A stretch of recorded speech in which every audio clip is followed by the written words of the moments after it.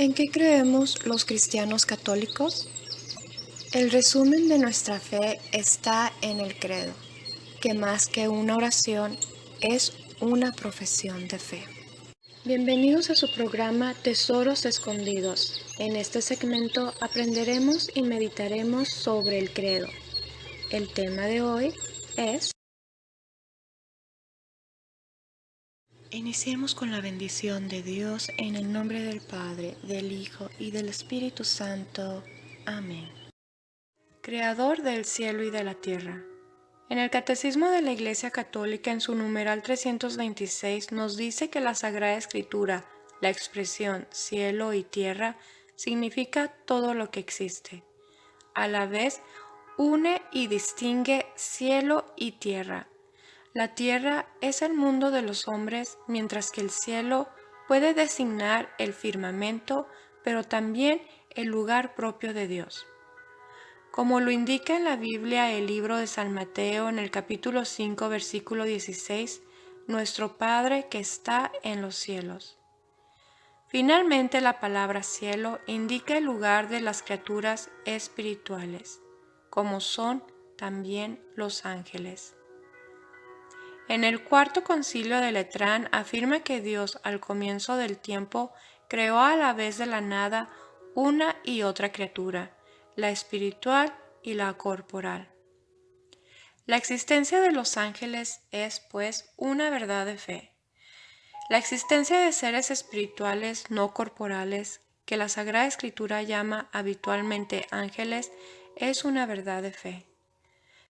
Nos dice San Agustín al respecto: el nombre de ángel indica su oficio, no su naturaleza. Si preguntas por su naturaleza, te diré que es un espíritu. Si preguntas por lo que hace, te diré que es un ángel. Así como nos indica el libro de San Mateo capítulo 18 versículo 10, los ángeles son servidores y mensajeros de Dios, porque contemplan constantemente el rostro de mi Padre que está en los cielos. En tanto que criaturas puramente espirituales tienen inteligencia y voluntad, son criaturas personales e inmortales, superan en perfección a las criaturas visibles. Cristo es el centro del mundo de los ángeles.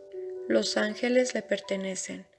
Nos dice el libro de San Mateo, capítulo 25, versículo 31. Cuando el Hijo del Hombre venga en su gloria acompañado de todos sus ángeles. Le pertenecen porque fueron creados por Él y para Él. Desde la creación, donde los ángeles son llamados hijos de Dios, y a lo largo de toda la historia de la salvación, los encontramos anunciando de lejos o de cerca esa salvación y sirviendo al designio divino de su realización. Desde aquí que toda la vida de la Iglesia se beneficie de la ayuda misteriosa y poderosa de los ángeles.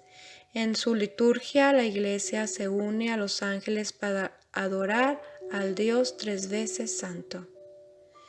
Desde su comienzo hasta la muerte, la vida humana está rodeada de su custodia y de su intercesión. Nadie podrá negar que cada fiel tiene a su lado un ángel como protector y pastor para conducir su vida. Dios mismo es quien ha creado el mundo visible en toda su riqueza, su diversidad y su orden. La Escritura presenta la obra del Creador simbólicamente como una secuencia de 6 días de trabajo divino que termina en el reposo del día séptimo. El mundo comenzó cuando fue sacado de la nada por la palabra de Dios. Todos los seres existentes, toda la naturaleza, toda la historia humana están enraizados en este acontecimiento primordial. Es el origen gracias al cual el mundo es constituido y el tiempo ha comenzado. Toda criatura posee su bondad y su perfección propias. Para cada una de las obras de los 6 días se dice: y vio Dios que era bueno. Por la condición misma de la creación, todas las cosas están dotadas de firmeza, verdad y bondad propias y de un orden y leyes propias. Las distintas criaturas queridas en su ser propio reflejan cada una de su manera un rayo de la sabiduría y de la bondad infinitas de Dios. Por esto, el hombre debe respetar la bondad propia de cada criatura para evitar un uso desordenado de las cosas, que desprecie al Creador y acarree consecuencias nefastas para los hombres y para su ambiente. La interdependencia de las criaturas es querida por Dios. Las innumerables diversidades y desigualdades significa que ninguna criatura se basta a sí misma, que no existe sino en dependencia unas de otras para complementarse y servirse mutuamente. La belleza del universo, el orden y la armonía del mundo creado derivan de la diversidad de los seres y de las relaciones que entre ellos existen. El hombre las descubre progresivamente como leyes de la naturaleza y causan la admiración de los sabios. La belleza de la creación refleja la infinita belleza del Creador. Debe inspirar el respeto y la sumisión de la inteligencia del hombre y de su voluntad. La jerarquía de las criaturas está expresada por el orden de los 6 días, que va de lo menos perfecto a lo más perfecto. Dios ama todas sus criaturas, cuida de cada una, incluso de los pajarillos. Sin embargo, Jesús dice: vosotros valéis más que muchos pajarillos. Y también nos dice en la Biblia: ¿cuánto más vale un hombre que una oveja? El hombre es la cumbre de la obra de la creación. El relato inspirado lo expresa distinguiendo netamente la creación del hombre y de las otras criaturas. Existe una solidaridad entre todas las criaturas por el hecho de que todas tienen el mismo Creador y que todas están ordenadas a su gloria. El Sabbat, culminación de la obra de los 6 días. El texto sagrado dice que Dios concluyó en el séptimo día la obra que había hecho, y que así el cielo y la tierra fueron acabados. Dios en el séptimo día descansó, santificó y bendijo este día. Estas palabras inspiradas son ricas en enseñanzas salvíficas. En la creación, Dios puso un fundamento y unas leyes que permanecen estables, en los cuales el creyente podrá apoyarse con confianza, y que son para él el signo y garantía de la fidelidad inquebrantable de la alianza de Dios. Por su parte, el hombre deberá permanecer fiel a este fundamento y respetar las leyes que el Creador ha inscrito en la creación. La creación está hecha con miras al Sabbat y por tanto al culto y a la adoración de Dios. El culto está inscrito en el orden de la creación. El Sabbat pertenece al corazón de la ley de Israel. Guardar los mandamientos es corresponder a la sabiduría y a la voluntad de Dios, expresadas en su obra de creación. Pero para nosotros, los cristianos católicos, ha surgido un nuevo día, el día de la resurrección de Cristo. El séptimo día acaba la primera creación y el octavo día comienza la nueva creación. Así, la obra de la creación culmina en una obra todavía más grande, la redención. La primera creación encuentra su sentido y su cumbre en la nueva creación en Cristo, cuyo esplendor sobrepasa el de la primera. De todas las criaturas visibles, solo el hombre es capaz de conocer y amar a su Creador. Solo Él está llamado a participar por el conocimiento y el amor en la vida de Dios.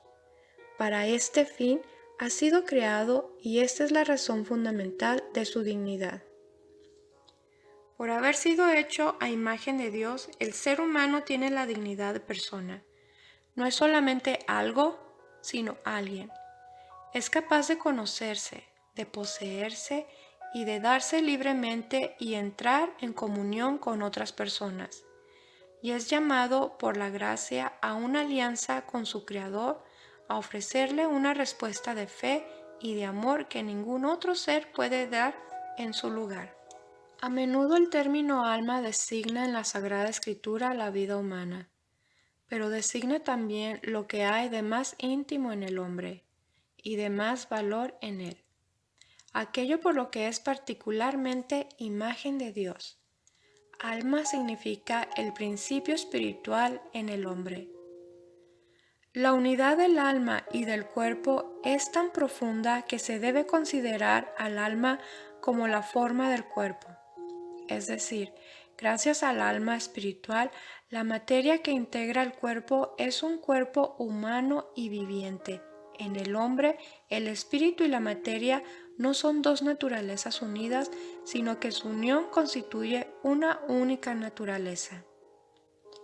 La Iglesia enseña que cada alma espiritual es directamente creada por Dios, no es producida por los padres, y que es inmortal. No perece cuando se separa del cuerpo en la muerte y se unirá de nuevo al cuerpo en la resurrección final. A veces se acostumbra a distinguir entre alma y espíritu. Así San Pablo ruega para que nuestro ser entero, el espíritu, el alma y el cuerpo, sean conservados sin mancha hasta la venida del Señor. La Iglesia enseña que esta distinción no introduce una dualidad en el alma. Espíritu significa que el hombre está ordenado desde su creación a su fin sobrenatural y que su alma es capaz de ser sobreelevada gratuitamente a la comunión con Dios. El hombre y la mujer tienen una dignidad que nunca se pierde, que viene inmediatamente de Dios su Creador. El hombre y la mujer son, con la misma dignidad, imagen de Dios. En su ser hombre y su ser mujer, reflejan la sabiduría y la bondad del Creador. Dios no es en modo alguno a imagen del hombre, no es ni hombre ni mujer. Dios es espíritu puro, en el cual no hay lugar para la diferencia de sexos. Pero las perfecciones del hombre y de la mujer reflejan algo de la infinita perfección de Dios, las de una madre y las de un padre y esposo.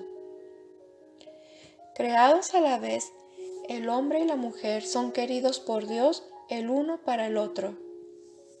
Nos dice en el libro de Génesis capítulo 2 versículo 18: No es bueno que el hombre esté solo, voy a hacerle una ayuda adecuada. El hombre y la mujer están hechos el uno para el otro, no que Dios los haya hecho a medias e incompletos. Los ha creado para una comunión de personas en las que cada uno puede ser ayuda para el otro porque son a la vez iguales en cuanto personas y complementarios en cuanto masculino y femenino. En el matrimonio, Dios los une de manera que formando una sola carne pueden transmitir la vida humana. Sed fecundos y multiplicaos y llenad la tierra.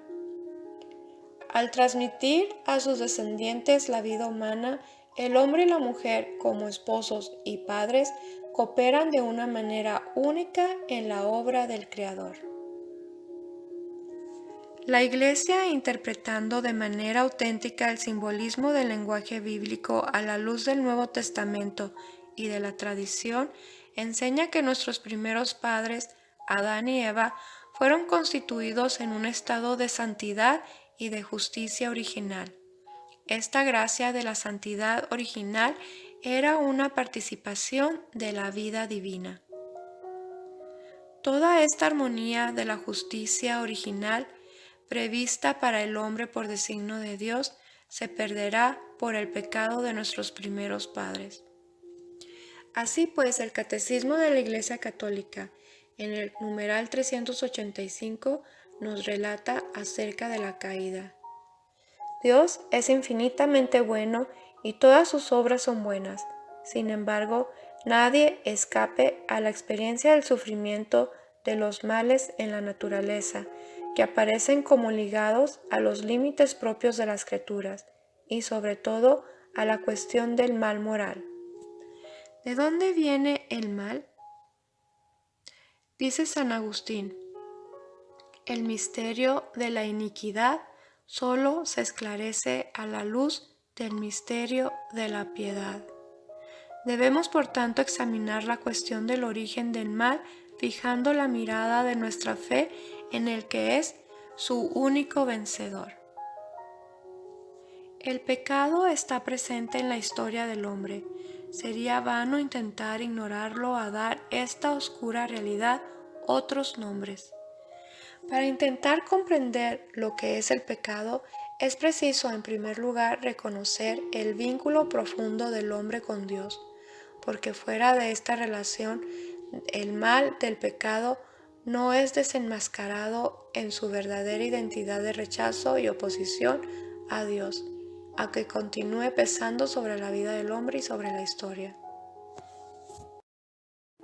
Solo en el conocimiento del designio de Dios sobre el hombre se comprende que el pecado es un abuso de la libertad que Dios da a las personas creadas para que puedan amarle y amarse mutuamente.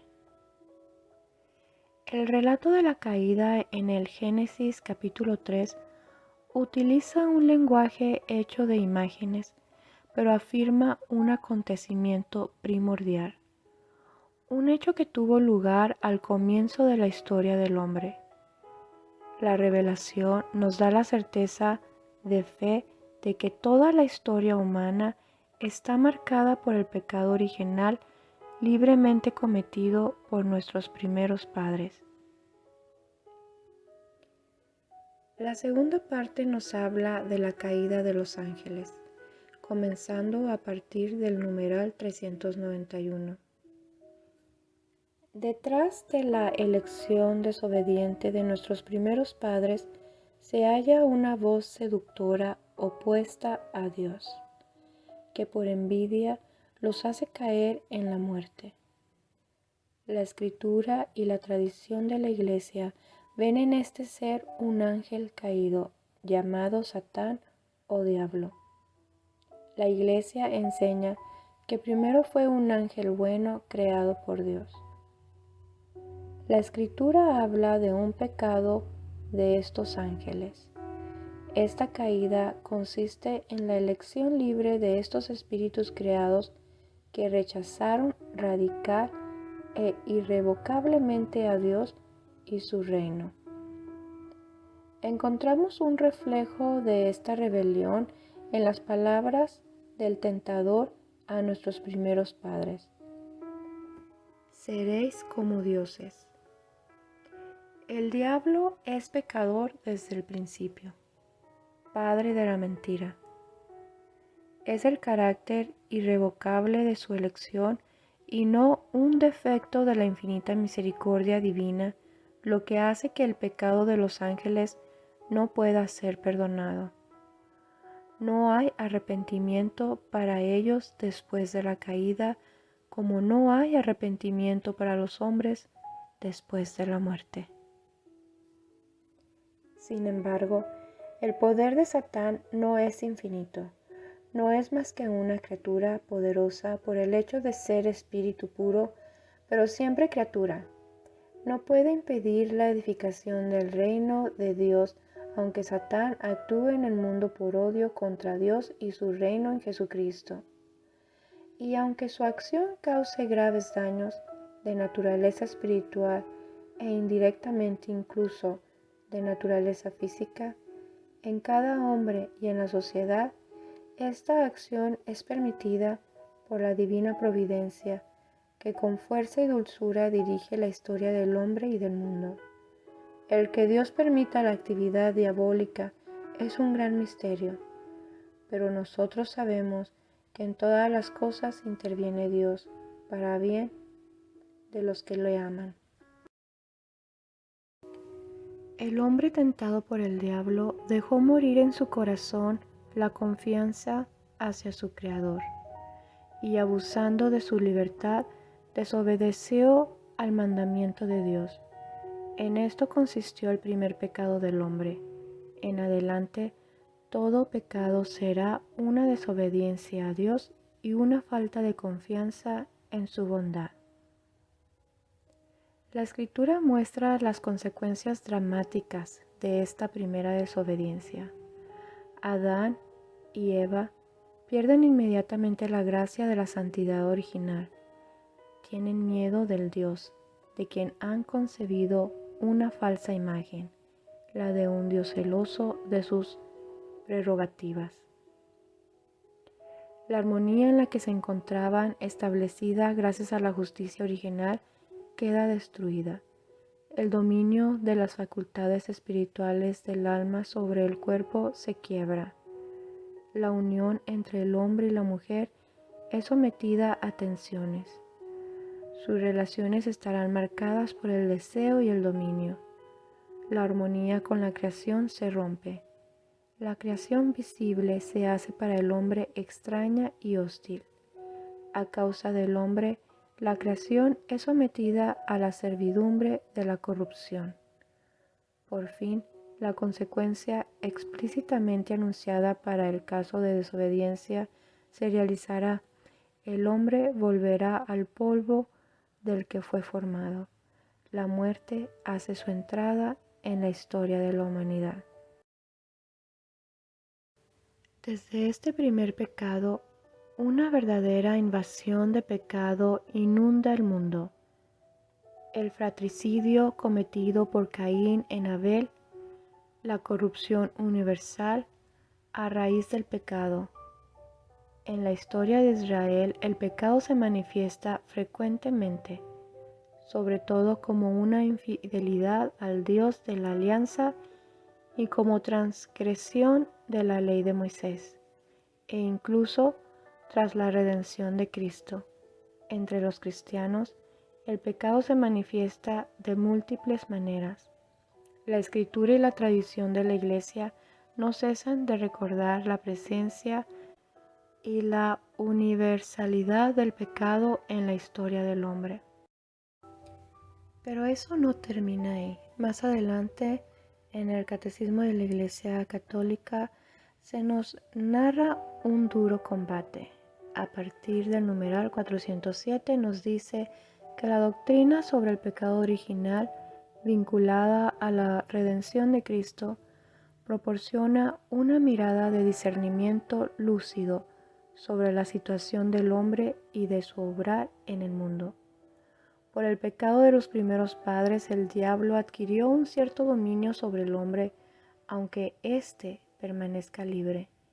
El pecado original entraña la servidumbre bajo el poder del que poseía el imperio de la muerte, es decir, del diablo.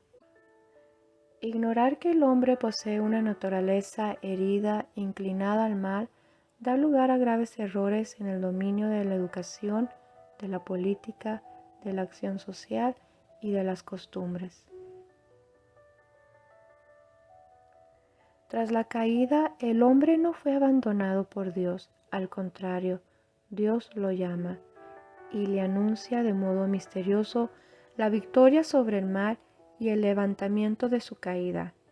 Este pasaje del Génesis ha sido llamado protoevangelio por ser el primer anuncio del Mesías Redentor, anuncio de un combate entre la serpiente y la mujer y de la victoria final de un descendiente de ésta. Pero, ¿por qué Dios no impidió que el primer hombre pecara? San León Magno responde: la gracia inefable de Cristo nos ha dado bienes mejores que los que nos quitó la envidia del demonio.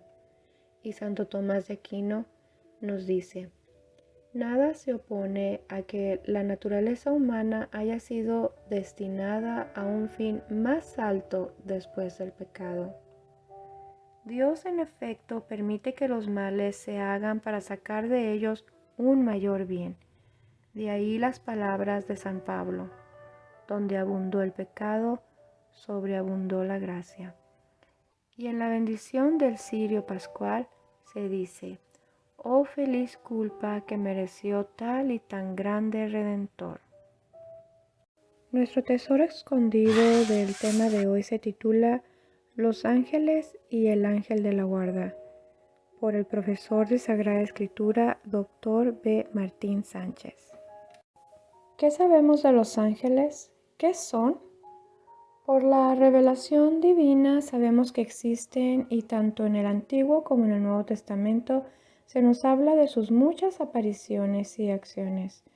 Voy a dejarles en la descripción de este video algunas citas bíblicas del Antiguo Testamento así como del Nuevo Testamento.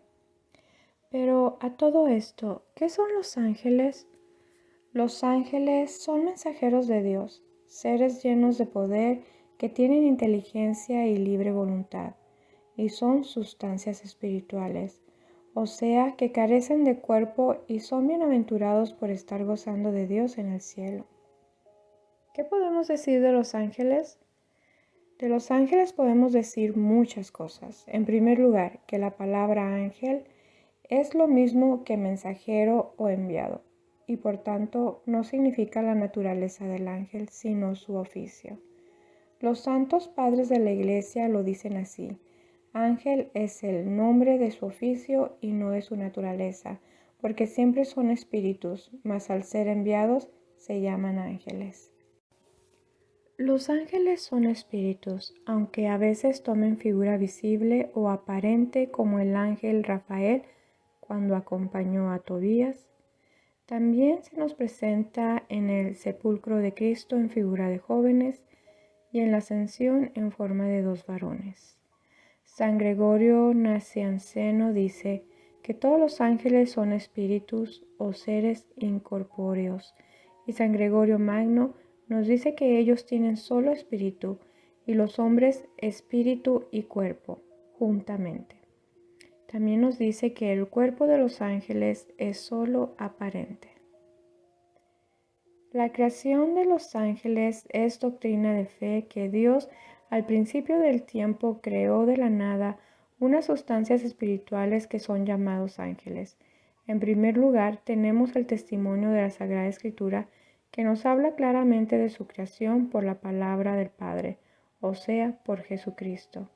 En Él fueron creadas todas las cosas del cielo y de la tierra, las visibles y las invisibles. Y por las palabras del Éxodo, en 6 días hizo Dios los cielos y la tierra, el mar y cuanto en ellos se contienen. Los intérpretes sagrados convienen que en los ángeles no fueron creados sucesivamente como las almas, sino todos en el primer día de la creación y en un mismo momento. Los espíritus o ángeles malos que se convirtieron en demonios por pecar contra Dios son nuestros enemigos. Muchos santos afirman que los hombres hemos de ocupar las sillas dejadas vacías en el cielo por los malos ángeles. De ahí nace su envidia y el querernos arrastrar al mal.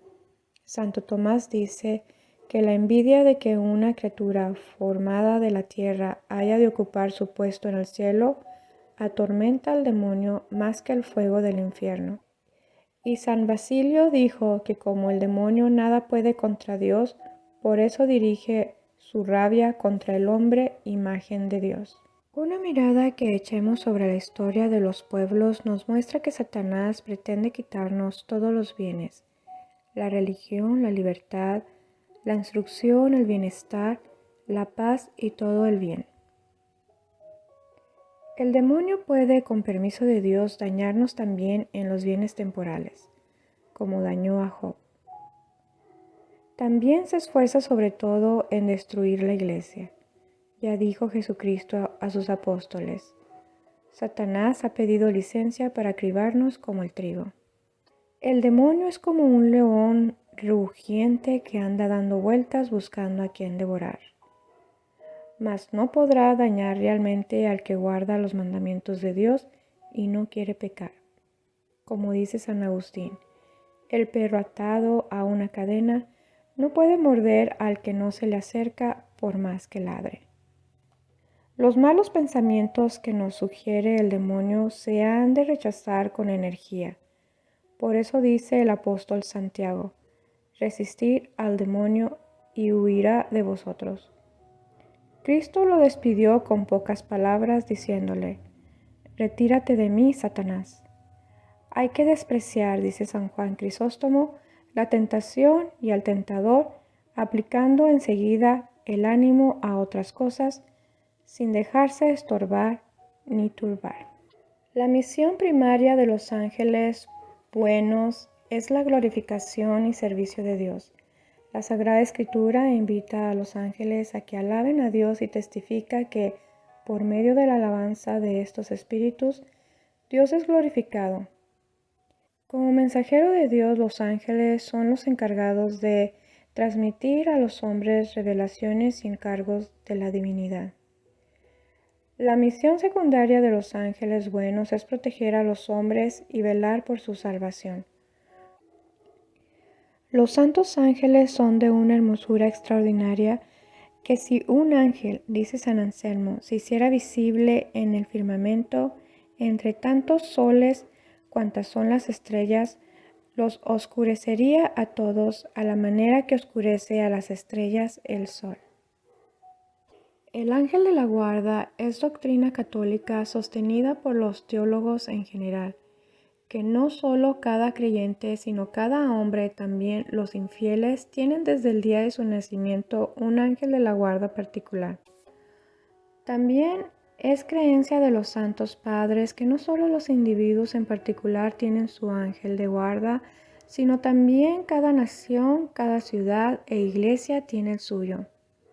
Tertuliano escribe: nosotros creemos que los ángeles son los custodios de los hombres, y Orígenes añada: si siempre está a nuestro lado un ángel que nos dirige, nos gobierna y corrige, Él es el que presenta al Señor nuestras oraciones y buenas obras. San Basilio también afirma: cada uno de los fieles tiene a su lado un ángel como educador y pastor que dirige su vida. San Jerónimo, comentando las palabras de Jesucristo en el libro de San Mateo, capítulo 18, versículo 10, dice: cuán grande es la dignidad de las almas que cada una de ellas, desde el día de su nacimiento, tiene asignado un ángel para que lo proteja. Seamos devotos de nuestro ángel custodio, no olvidando que está a nuestro lado, y a este fin le recemos con toda devoción. Ángel de Dios, bajo cuya custodia me puso el Señor con amorosa piedad, a mí que soy vuestro encomendado, alúmbrame hoy, guárdame, régeme y gobiérname. La meditación de nuestro programa del día de hoy se titula Esconder la felicidad. En el principio de los tiempos se reunieron varios demonios para hacer una maldad. Uno de ellos dijo: debemos quitarles algo a los hombres. Pero, ¿qué les quitamos? Después de mucho pensar, uno dijo: ya sé, vamos a quitarles la felicidad, pero el problema va a ser dónde esconderla para que no la puedan encontrar. Puso el primero: vamos a esconderlo en la cima del monte más alto del mundo. A lo que inmediatamente repuso otro: no, recuerda que tienen fuerza. Alguna vez alguien puede subir y encontrarla, y si la encuentra uno, ya todos sabrán dónde está.